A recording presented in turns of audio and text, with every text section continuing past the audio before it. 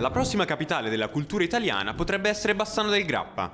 La città veneta, nota per il ponte Palladiano, con l'iconica struttura in legno coperta, ha infatti presentato ufficialmente la sua candidatura come capitale per il 2029, seguendo la nomina dello scorso anno a Città Veneta della Cultura.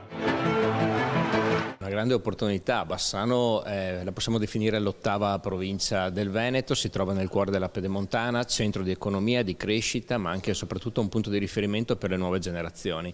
Infatti il nostro programma, il nostro obiettivo è creare una candidatura proprio basata sui giovani, quindi sulle opportunità da offrire alle nuove generazioni attraverso la riqualificazione di determinati edifici, ma anche dando la possibilità di farsi una vita all'interno della nostra comunità. Oggi il tema dei giovani è un tema purtroppo sottovalutato, ma stiamo facendo un lavoro in sinergia anche con le associazioni di categoria proprio per sviluppare delle politiche che possano attirare giovani all'interno del nostro territorio. Un obiettivo ambizioso, però penso che abbiamo tutte le carte in regola per riuscire a portare a casa questo importante obiettivo. E da offrire a visitatori e cittadini, Bassano ha molto, dal più ampio patrimonio artistico al mondo di Antonio Canova a quello di Possagno, dai musei civici tra i più antichi della regione alla collezione pubblica di Jacopo Bassano e della sua bottega. Bassano del Grappa diciamo che da sempre è contraddistinta da una forte vocazione culturale.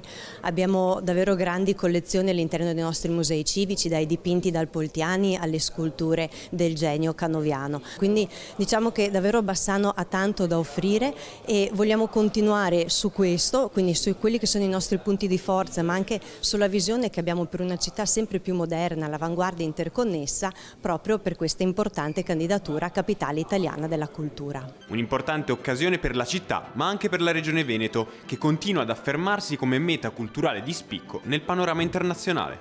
Una città straordinaria nel cuore della Pedemontana, meta di tantissimi visitatori, che continua ad investire nello sviluppo sostenibile, in nuovi spazi da destinare ai giovani, nella capacità di riqualificare l'esistente per guardare al futuro. Bassano, terra di storia e di cultura, è un laboratorio che guarda alle città del futuro e la regione del Veneto è orgogliosamente al suo fianco.